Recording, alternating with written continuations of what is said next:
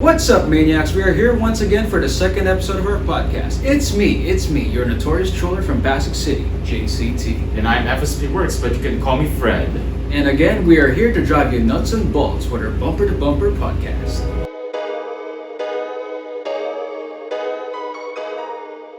Today, we'll be featuring a car that defined the Filipino motor scene from the late 80s to early 90s. Could it be a Hachiroku? Your beat. Nope. Well, not exactly, but not pretty close. A Toyota Celica? Nope. It's one of the favorite Filipino everyday rides of the late 80s to early 90s. And I have one of them, actually. Oh, could it be your Corolla? Yes, you got it, sir. Yay, a car that is so fun.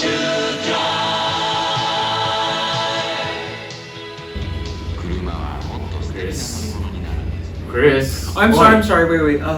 Would you mind if I actually drove your Corolla because it's actually fun to fly? Oh, you mean it is fun to crash? No, I totally won't crash it. And cameraman, I see you there contemplating about Fred's life. Alright. Let's get through the podcast, shall we? And note, I am not lending you our Corolla. And while I explain a few details about the Corolla, Chris, you can go ahead and grab some cup of coffee so that you can get yourself together during our podcast. Alright? Alright. Now it's the late 80s to early 90s. The majority of music listeners are transitioning from new wave to hip hop. There were political demonstrations from around the world. Nelson Mandela was freed. A series of natural disasters devastated the Philippines. The World Wide Web was being born. And on those series of events, the sixth generation Corolla was born. Launched in 1987, the sixth gen Corolla defined the automotive landscape. It is launched in the country in 1989 as a complete knockdown unit. And it is known to most of the enthusiasts in the country as the AE92 or the EE90. Wait, what? EE90, AE92? Yes, Chris. Thank goodness you are finally drinking your coffee. In case you are confused, let me break down the AE92 for you first. A is the type of engine used, and so it is using an A series engine. More specifically, a 4AF if it is carbureted, and a 4AFE if it is an EFI or an electronic fuel injection. E represents the Corolla model. 92 represents the body type or the trim of the car, which is a sedan or a hatchback with a higher trim. Now what we have here is a 1991 Toyota Corolla EE90. So it is basically a lower trim Corolla with a 1.3-liter single overhead camshaft 12-valve 2E engine. However, this particular Corolla that we are about to feature here had an engine swap 10 years ago. It now has a 1.3-liter dual overhead camshaft 16-valve 4EFE engine, which came out from other models such as the Toyota Starlet.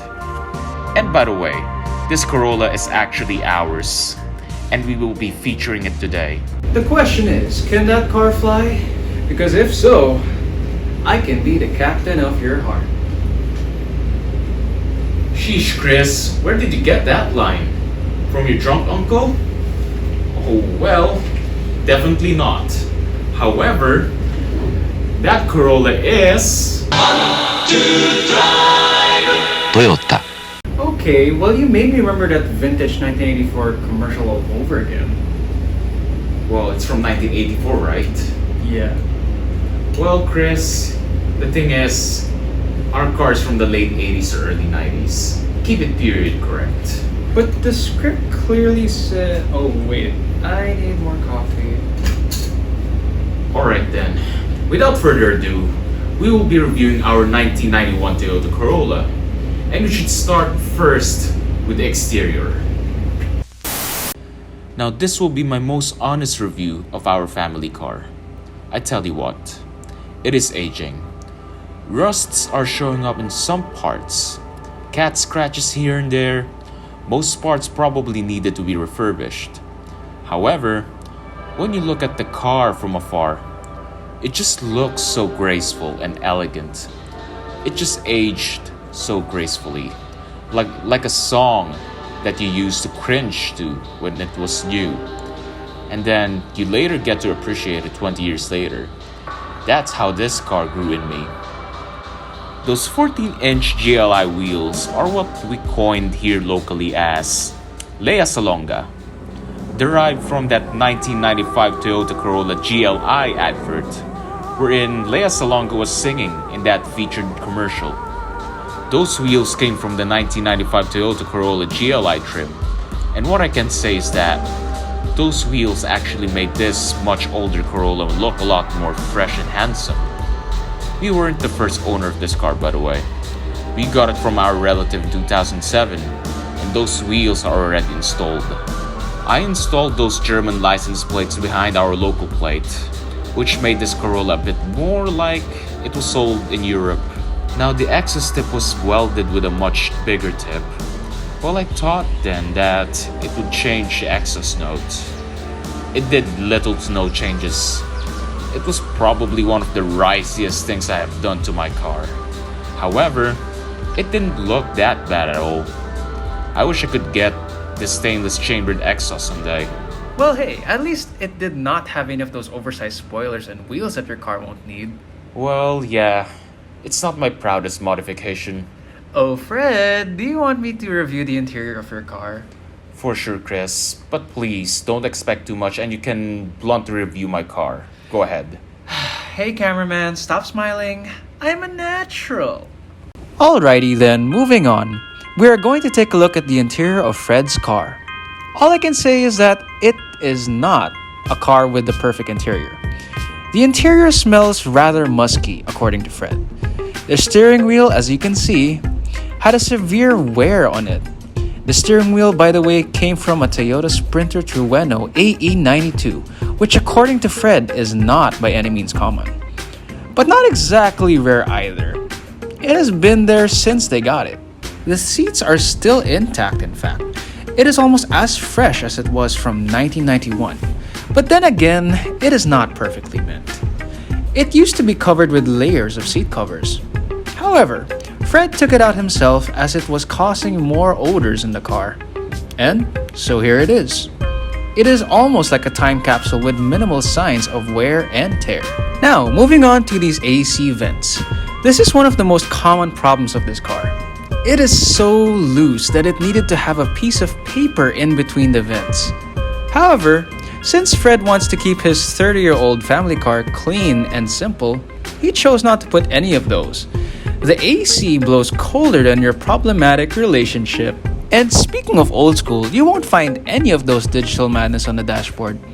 Other than this basic Pioneer head unit with an auxiliary jack at least. The stereo is what it is, a stereo. Nothing fancy with the instrument cluster as well. Well, at least they are still working. The tachometer also works from time to time. And power windows? What is that? You power it yourself because you got the power! And nope, central locking and smart keys are non-existent in this 30-year-old Econo box. You lock them one by one. And to lock the right front passenger door, you need to lock the door, hold the handle, and close it. Better than those overcomplicated smart keys. Ugh. Ashtray? What is that? Why does he need an ashtray if he doesn't even smoke anyways? Which I do. Oh, right, it's a coin tray. Yes, this is a non-smoking flat. Chris, this is not an aeroplane. Are you daydreaming about that 1984 Toyota advert again? Oh, I'm sorry. What I meant is this is a non-smoking ride. Oh dear. Now moving on to what's underneath the car, it is sitting on McPherson struts and rear coil suspension. Well, it is not exactly the smoothest, nor is it too rough. It does the job as it is. Under the bonnet of this Toyota Corolla is a 1.3-liter dual overhead camshaft, electronically fuel-injected 16-valve 4-cylinder 40 FE engine, producing about approximately 74 horsepower and 110 Newton meters of torque. It comes with a 5-speed manual transaxle. The power, reliability, and efficiency of this engine was a huge jump up from its previous engine. It came with a 1.3-liter single overhead camshaft, carbureted 12-valve 4-cylinder 2E engine from the factory, and it only came with a 4-speed manual transaxle. The driving experience? Well, it's not exactly the fastest, but it is a joy to drive, considering its weight. Now, we will be going out with Chris to test drive our Corolla.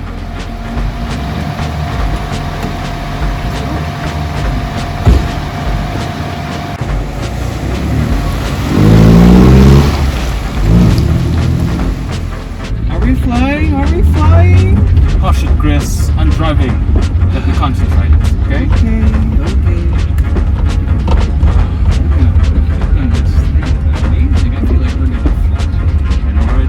Absolutely love this car. It's been with me around 14 or 15 years. For 15 years, yeah.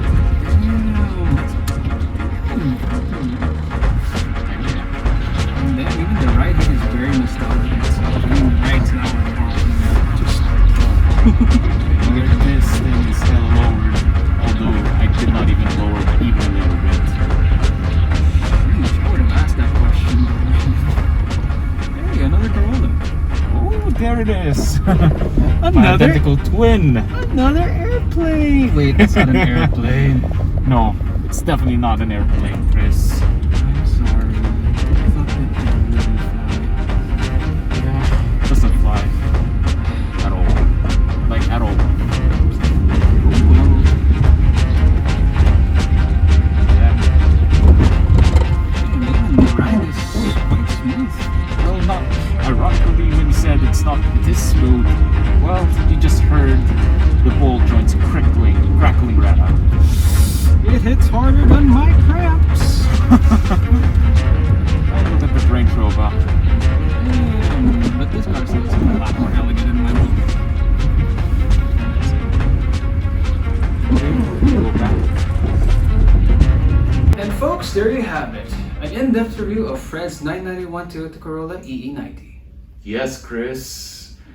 A brutally honest review on my interior. But you did tell me to review it in a brutally honest way. Well, whatever. Now, if you're new to this channel, please do subscribe to our channel and also press the notification bell for more updates.